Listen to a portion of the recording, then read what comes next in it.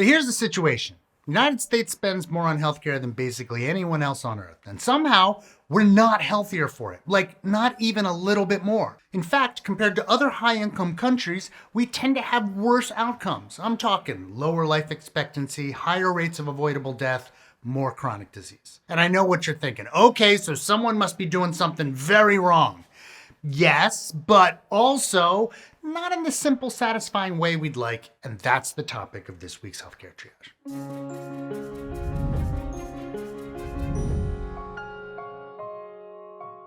This isn't simple because it isn't just one problem. It's a pile of problems stacked on top of each other, wearing a trench coat pretending to be one problem. Let's start with the obvious question.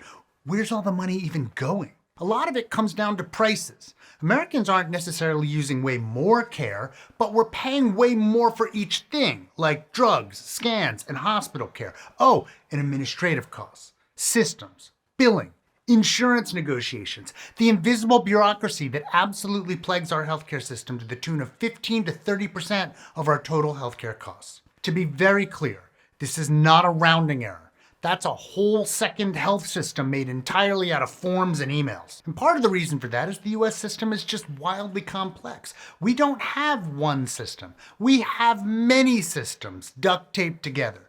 Private insurance, employer-based coverage, Medicare, Medicaid, and people who fall through the cracks entirely. Each of those comes with different rules, payment structures, and incentives, and none of them are particularly motivated to coordinate with each other.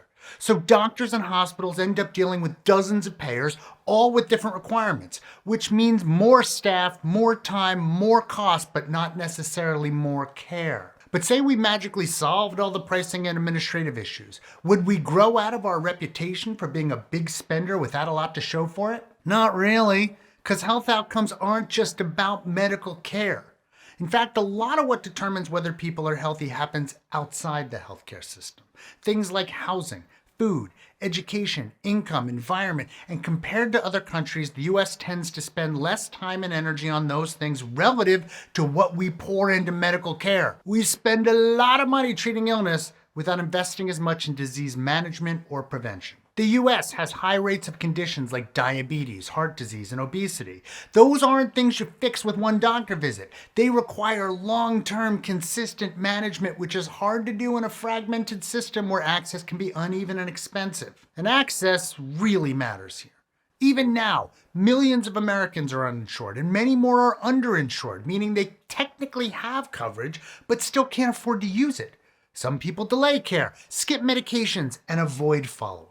And when they do enter the system, they're often sicker, which is more expensive and harder to treat. It's like ignoring a weird noise in your car until it starts refusing to run, at which point you finally get a mechanic to take a look at it. Technically, you dealt with it, but probably not in the most cost-effective way. And then there's the workforce side of things. The US has fewer primary care physicians per capita than many other high-income countries. Primary care is where a lot of prevention and early intervention happens. So when that's limited, problems don't get caught early. And again, things often get more expensive and more complicated down the line. Now, if you're noticing a theme in this episode, and in every other episode of this series, it's this: nothing operates in isolation. High prices interact with complex administration. Limited access interacts with chronic disease.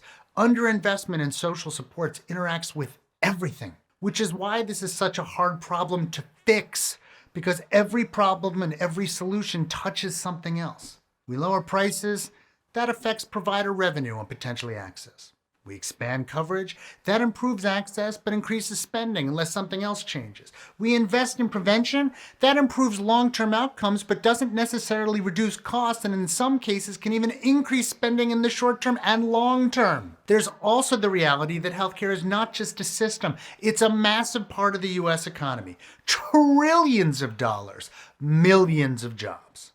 So changes don't just affect patients, they affect industries, employment, and political priorities. Every reform has trade-offs, real ones, and there isn't a single villain here. There are inefficiencies, there are misaligned incentives, there are gaps and inequities, but mostly there's a system that evolved piece by piece over decades into something incredibly complex. So when someone says, "Why do we spend so much and still have so many sick people?" the answer isn't just one sentence. Hell, even this video is just skimming the surface. It's a web of pricing, access, prevention, administration, and social factors, all pulling in different directions.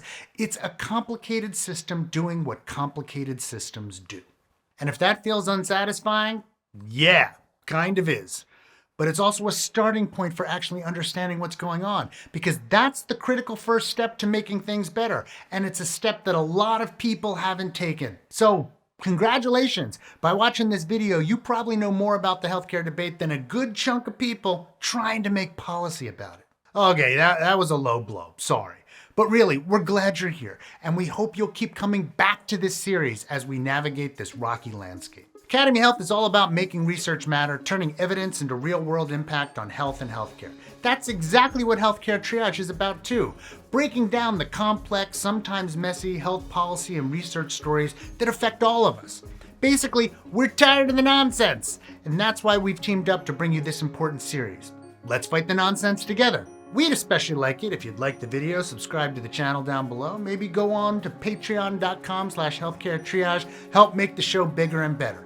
We'd like to especially thank our research associates, Edward Liljeholm and Christopher Learn, and of course, our Surgeon Admiral, Sam.